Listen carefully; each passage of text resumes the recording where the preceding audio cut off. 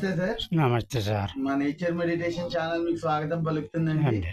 మా NMC channel యొక్క ప్రేక్షకులకి మీ యొక్క ధ్యానానుభవాలు పంచుకోవాల్సిందిగా కోరుకుంటున్నాం సార్. సార్ ముందుగా మీ పేరు, మీ ఊరితో స్టార్ట్ చేయండి.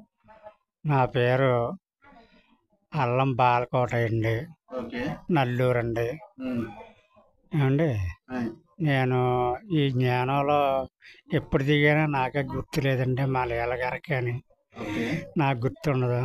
అంటే నేను శివజ్ఞానిని ఎప్పుడూను అందులోనే ఉండిపోయాను. ఓకే. అది ఒకటి సార్. నేను కూడా ముఖ్యంగా చెప్పవలసింది ఏంటంటే, సవితివెల్లి వినాయక చవితిని మన్నాడు ఉమ్. 4:30 గంటల సుమారు జ్ఞానంలో ఉండిపోయానండి. Wow, super sir. ఏమండి, ఉమ్. కానీ నేను ఎప్పుడో గంటన్నర ఓకే. అరగంట ఉండిపోనండి. ఆ.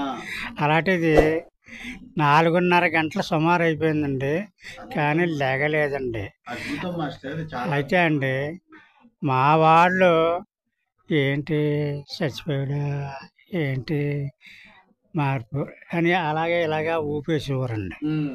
అయినా నాకు ఏం మెలకు రాలేదండి. ఇంకా ఓకే. ఇదిగోండి అప్పుడు ఊపేసిన దెబ్బలు ఇంకా ఉన్నాయండి, కుర్చీ రాసేసింది. అయ్యయ్యో, మా అబ్బాయి ఇదేనండి, కంగారు పడిపోయారేమో వాళ్ళు. కంగారు పడిపోయారండి. ఓకే. కానీ 4:30 గంటలు అన్నదే 5 గంటలకే ఉమ్. మెలకు వచ్చింది. Very good. అంటే నా ఇళ్ళలో ఆవిడ గెత్తర పడిపోయింది ఇంక మొత్తానికి. అదేలే. వీళ్ళందరూ లెగ్గొడితే లెగలేదు, ఉమ్. ఏంటిది స్టోరీ ఉమ్. అలా అని చెప్పి నా ఇళ్ళకి కంగారు వచ్చేసి ఆవిడ ఇంకా గట్టిగా.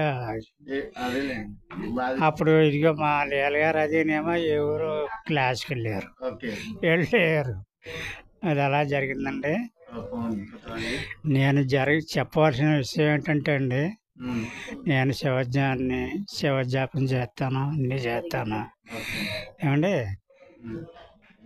నా ఆత్మ ఉమ్. 7 సప్త సముద్రాలు దాటి వెళ్ళిపోయిందండి. ఉమ్. 7 సప్త సముద్రాలు దాటి వెళ్ళిపోతే నేనేం చేశాను, ఆ వెనకాల పరిగెట్టుకుని వెళ్ళానండి. ఆహా.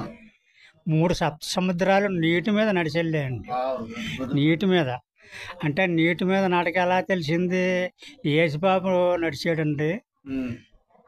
ఆ యేసుబాబుని బట్టి నేను వెనకాల పరిగెట్టుకుని వెళ్ళిపోవటంలో కాలు కూడా వాసిపోయినాయండి, ఇంకా ఉన్నాయండి వాపులు. ఇగో ఓకే. అండి, ఆ మన్నాడు మళ్ళీ కూకున్నాండి. మధ్యాహ్నం 1:02 దాటగా కూకున్నాను. అప్పుడు దాటి వెళ్ళగా ఈ సముద్రాలు దాటి వెళ్ళిపోగానే 3 యోగులు కనపడ్డారండి. 3 యోగులు కనపడ్డారండి. నమస్కారం అండి అన్నారు వాళ్ళు. నాకు నమస్కారం చేస్తాడు స్వామి అన్నాను. నువ్వు శివజ్ఞానంలో ఆర్తేర్నుడు, శివజ్ఞానంలో మనిషి నువ్వు, మీకంటా మేము గొప్పవాళ్ళం కాదు, జపం చేస్తావు కదా నువ్వు అన్నారు. చేస్తాను అన్నారు. జపం చెయ్యి అన్నారు. జపం చెయ్యి అన్నారు. అప్పుడు నాకు బట్టలు తెచ్చుకోలేదండి స్వామి అన్నాను. బట్టలు తెచ్చుకోకపోతే వాళ్ళ గోషీలతో ఉన్నారండి. బట్టలు మేము ఇస్తామని చెప్పి వాళ్ళ గోషి ఇచ్చారండి నాకు. ఈ గోషి పెట్టుకుని కూకోని అప్పుడు జపమాల తెచ్చుకోలేదండి ఇలాగా అన్నా. ఓ స్వామి జపమాల ఇచ్చాడు, ఓ స్వామి కమండలం ఇచ్చాడు, ఓ స్వామి ఇది ఇచ్చాడండి, మన బుట్టు చెంపిచ్చాడు. అలాగే కూకున్నా అండి, జపం చేస్తున్నా అండి. జపం చేసేటప్పుడు వీళ్ళు అన్నారు, ఏంటి స్వామి నీకు ఇంత ఆదుర్దా ఇంత అని అడిగారు.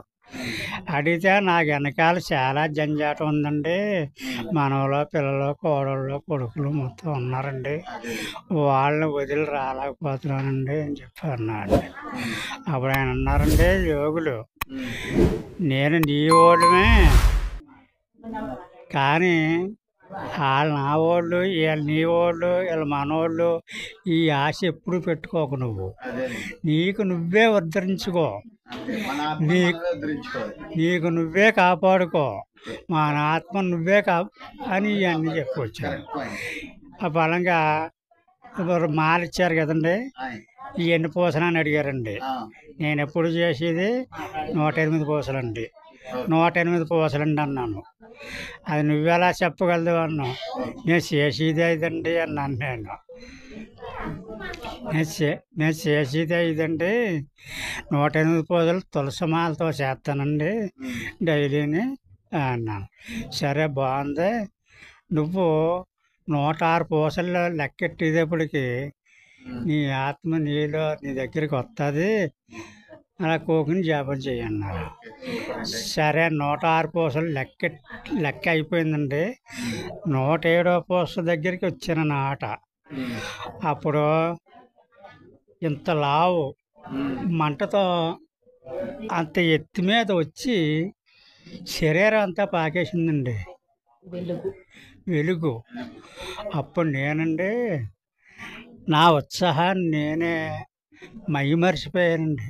నా జీవితాన్ని నేనే వదిలేశానండి. ఇంకా మాస్టర్ చాలా అదేనండి. అసలు మీరు మాకు మేము ఉన్నత స్థితి నుంచి ఉన్నత స్థితికి వెళ్ళమని చెప్తాం, కానీ మీరు ఆల్రెడీ ఉన్నత స్థితిలో ఉన్నారు. ఇంకా మేమేం చెప్పగలం? నేను ఇంకన్నీ చూసేసానండి.